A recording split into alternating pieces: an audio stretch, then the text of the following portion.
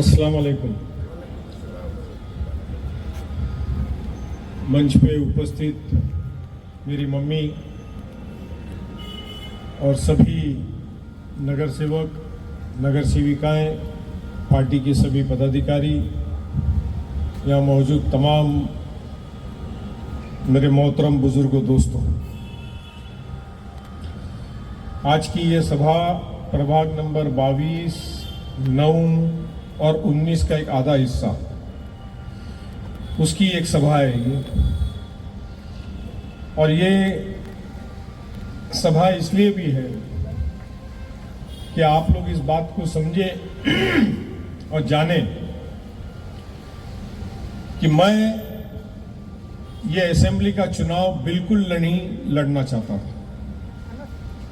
ये चुनाव लड़ने की मेरी दिली ख्वाहिश बिल्कुल नहीं, मगर जो माहौल इस शहर में बना चंद महीने पहले, तो सभी कौम के लोगों ने, मेरे वालिद साहब का जब इंतकाल हुआ,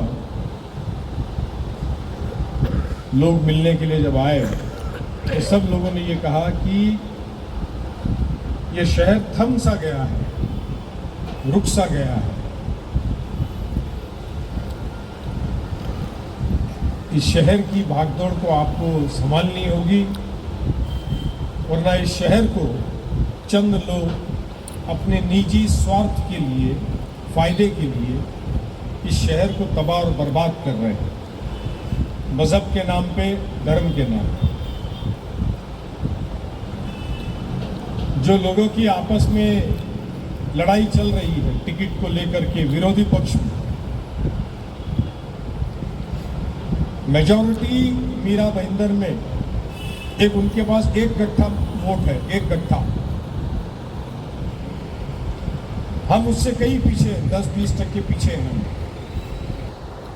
कांग्रेस आघाड़ी की सरकार, Shivsena, Congress, NCP, in terms of vote हम काफी पीछे हैं। उनको जीतने के लिए कोई डर नहीं है,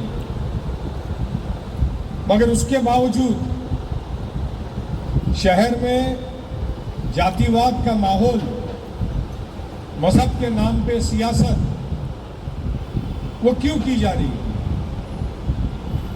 तो इसका मतलब ये होता है कि उनके पास एक भारी भरकम वोट बैंक होने के बावजूद भी हमारे से डर उनको बना हुआ है कि ये इंसान अगर चुनाव लड़ेगा तो ये जो हमारा एक मेजर वोट शेयर है वो इसकी तरफ शिफ्ट हो जाएगा, इसके व्यक्तिमत्व की वजह से शिफ्ट हो जाएगा, इसके व्यवहार की वजह से इसके साथ लोग चले जाएंगे। यही डर है, इसके अलावा कोई डर नहीं है। और इसीलिए फिर दो लोगों में लड़ाइयां चल रही है, 3 में चल रही है, 4 में चल रही है कि किसके पास ज्यादा वोट शेयर में से ज्यादा वोट किसके पास है। तो फिर क्या करना चाहिए? तो जातिवाद के ऊपर कौन ज्यादा बात करता है, धर्मवाद के ऊपर कौन ज्यादा बात करता है, तो वो उस वोट शेयर का बड़ा मालिक है। तो मैं इस वोट बैंक का बड़ा मालिक हूं, इसके लिए टिकट मुझे जीत जानी चाहिए। इस तरह की लड़ाई विरोधी पक्ष में चली जा रही है, जिसके तमाम वीडियो आप तक के रोज पहुंचते कि नहीं? देखते हैं ना आप सब क्या तमाशा चलता है। लड़ाई इस तरह की चल रही है, मैं और मेरा, हम और हमारे का नहीं। तो इस मुंबई शहर में और महाराष्ट्र में जो पहले एक जमाने में गैंग वॉर चलती थी, सुपारी देने का काम चलता था, थ्रेटनिंग का काम चलता था, आज आप 1 साल से मुंबई और महाराष्ट्र में वो हालत देख रहे हो कि रोज किसी ना किसी व्यापारी को, किसी ना किसी सेलिब्रिटी को या किसी पॉलिटिकल वर्कर को इस तरह की धमकियां, मार धाड़, मर्डर इस राज्य में हो रहा है। मां बहनों की इज्जत आबरू खतरे में है, मर्डर हो रहा है, रेप हो रहा है, मोलास्टेशन हो रहा है। आपके पैसे, हमारे पैसे जीएसटी के रूप में 12%, 15%, 18% लेकर के आपको फ्री 20 करके पैसे दिए जा रहे हैं। आपका गैस महंगा हो गया है, टेलीफोन महंगा हो गया है, पेट्रोल महंगा हो गया है। कोई चीज 10 साल में सस्ती नहीं हुई। राज्य की तिजोरी में से लाखों हजारों करोड़ रुपए इस फ्री 20 के लिए बांटे जा रहे हैं और राज्य के बाकी के जो कामकाज है उसे बंद कर दिया गया है। 2014 में आपके हमारे शहर के लिए और आपके इलाके के लिए जो बहुत ही महत्वपूर्ण बात है, यह मैं कहता हूं क्योंकि बरसात शायद फिर से आएगी, आप लोग शायद फिर से खड़े हो जाएंगे। 2014 में पृथ्वीराज चौहान साहब थे, उन्होंने एक कायदा बनाया था डीम कन्वेंस का। मैं विधान परिषद में था। महाराष्ट्र में मुंबई और एमएमआर रीजन में कई लाखों बिल्डिंगें हैं कि वहां पे डीम कन्वेंस नहीं है, क्योंकि कुछ लॉ, कुछ कायदा, कुछ बिल्डर, कुछ सोसाइटी, कुछ प्रॉपर्टी डिस्प्यूट्स। तो गवर्नमेंट ने कायदा लाया डीम कन्वेंस का कि जहां पर भी दिक्कत है वो सोसाइटी जाकर के डीम कन्वेंस ले सकती है। मगर पिछले 10 सालों में ये रजिस्ट्रार के पास आप जाते हो तो 2000 न 4000 न 5000 रुपया प्रति फ्लैट आपसे पैसे मांगता है। कहां गए विधायक लोग, कहां गए आमदार, कहां गई सरकार? तो आपको डीम कन्वेंस नहीं मिलता। आज जब इलेक्शन डिक्लेयर हो रहा है तो इन्होंने जीआर निकाला कि हम महाराष्ट्र के अंदर जो गांवठान एरिया है वहां पे क्लस्टर योजना लाएंगे। उस कायदे को बनने को और 2 साल लगे। मैं ये बातें आपको क्यों कह रहा हूं?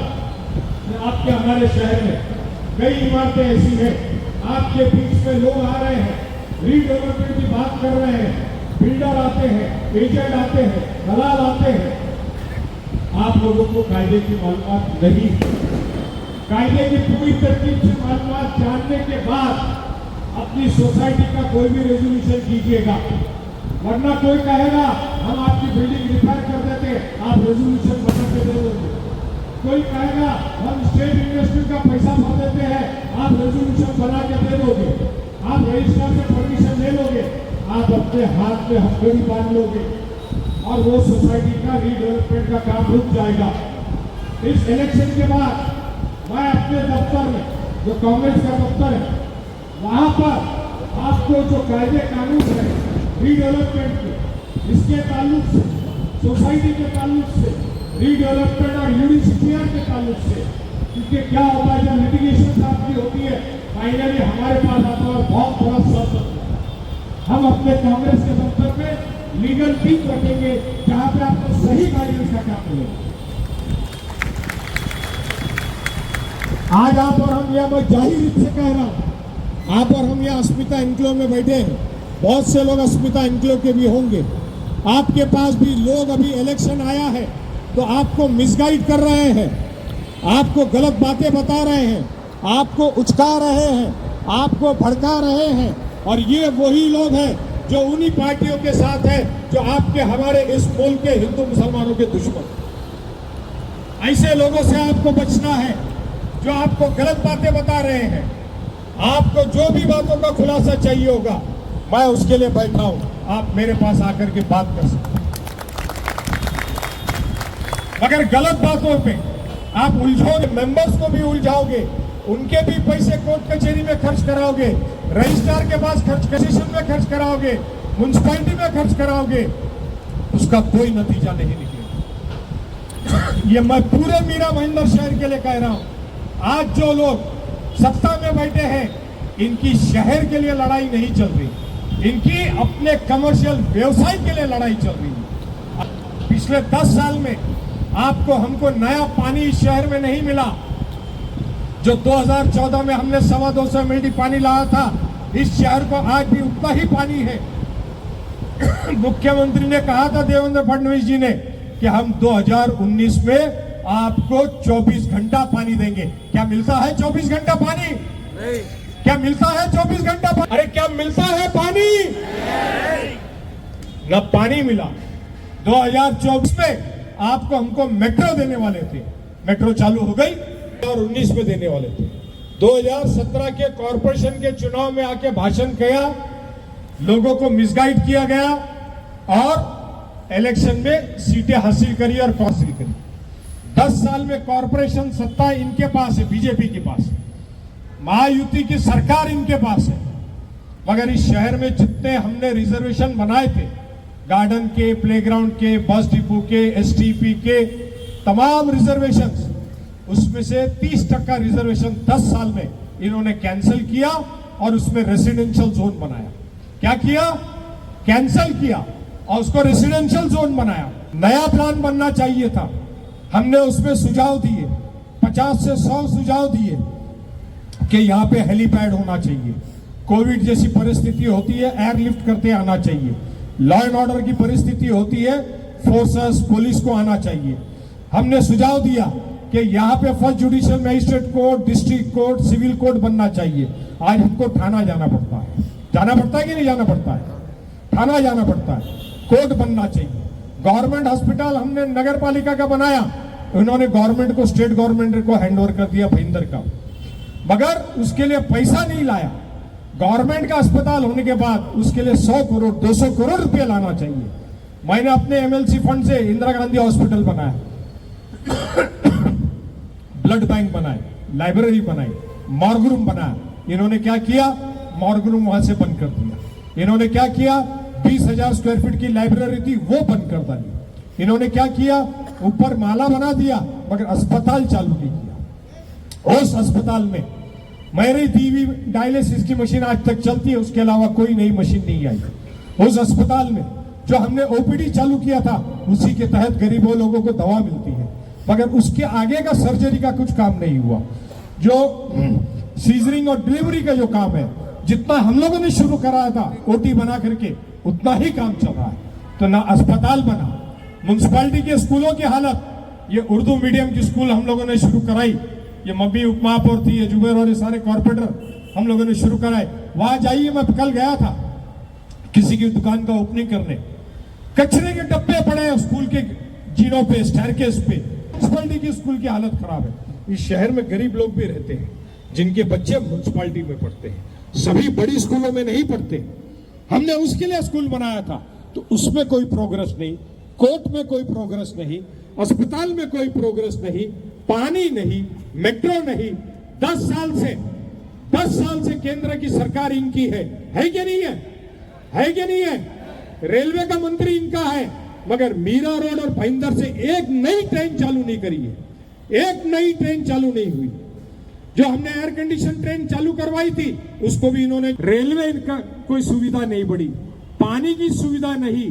जो बसेस हम लोगों ने चालू कराई थी JNNURM के अंदर, वही बसेस चलती है।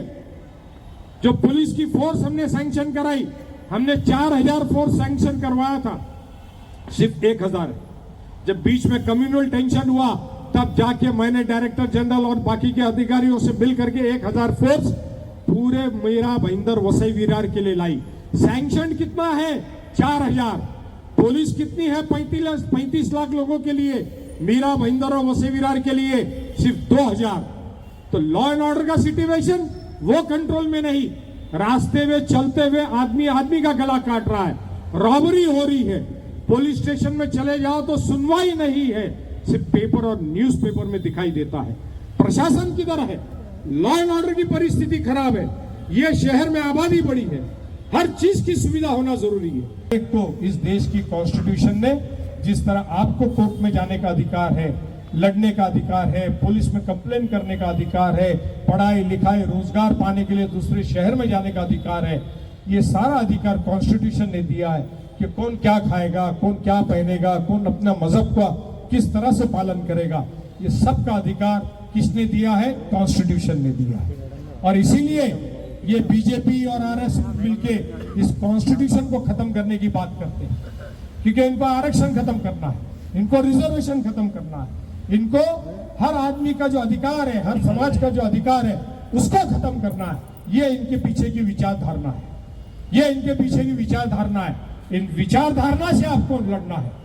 और वापस लोकसभा का डायलॉग दोहराता हूं, ये शहादत की उंगली से बटन दबाना है। किससे? अभी मशीन में क्या करना पड़ता है? अभी थप्पा नहीं मारना पड़ता है, बटन दबाना पड़ता है। बटन दबा करके यजीद को मारना है। शुक्रिया। जय हिंद, जय महाराज, जय भीम, खुदा हाफिज।